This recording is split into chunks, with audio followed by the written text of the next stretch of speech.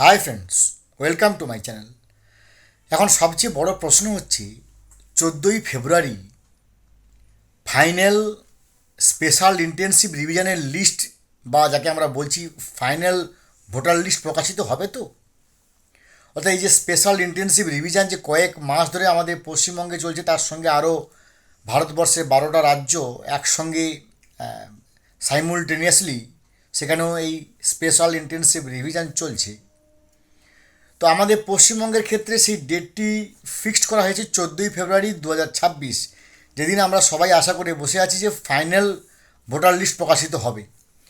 কিন্তু কিছু প্রশ্ন আমাদের মধ্যে এমনভাবে এসে যাচ্ছে যে এখন সবচেয়ে বড় সংশয় যে সত্যিকারে কি 14ই ফেব্রুয়ারি লিস্ট বেরোবে। কেন? কারণ ইতিমধ্যে 250 জনের উপরে বিএলও বা বুথ লেভেল অফিসার ইস্তফা দিচ্ছে এবং এখনও পর্যন্ত অনেকে গণ ইস্তফা দেওয়া লাইনে আছে বলে আমাদের কাছে আনঅফিসিয়াল রিপোর্ট। এইআরও ইআরও তেনারা অনেকে ইস্তফা দিয়েছেন, কেউ ইস্তফা দেওয়ার মতো ইচ্ছা প্রকাশ করেছেন। তাদের একটা কথা যে আমাদের উপর হাই প্রেশার পড়ছে, আমাদের উপর নানারকমভাবে করা হচ্ছে।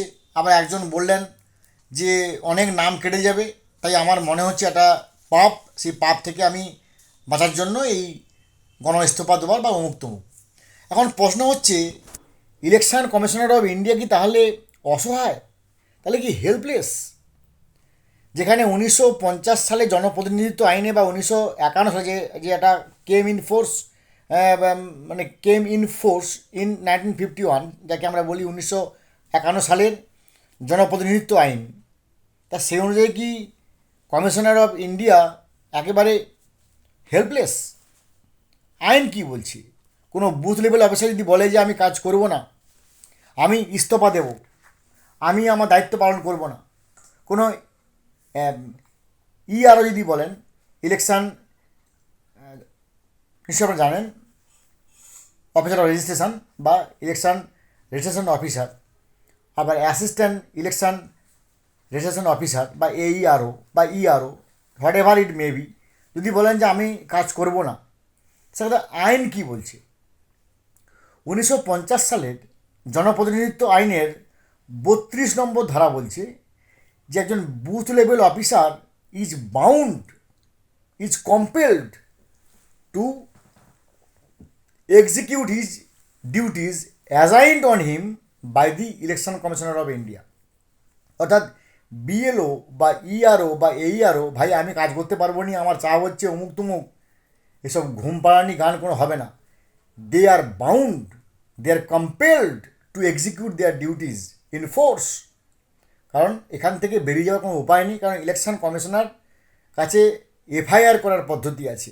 যদি আপনার চাপ পড়ে, প্রেশার পড়ে, তার জন্য রিকোয়েস্ট করা যেতে পারে, অনুরোধ করা হতে পারে, এক্সট্রা বিএলও নিয়োগ করুন বা আমাকে সহায়তা করুন, তার প্রভিশন আছে। কিন্তু আমি কমিশনারের সঙ্গে ডাইরেক্ট সংঘাতে জড়িয়ে যাব, আমি কাজ করতে পারবো নি, অমুক তমুক তমুক অমুক, দেয়ার আর নো ওয়ে। এখানে কমিশনারের হাতে 1950 সালে জনপ্রতিনিধিত্ব আইনের 32 নম্বর ধারা আছে। সুতরাং they are bound to comply the order and they are bound to execute their orders assigned on him by the Election Commissioner of India. ভালো থাকুন, have a good day, thanks.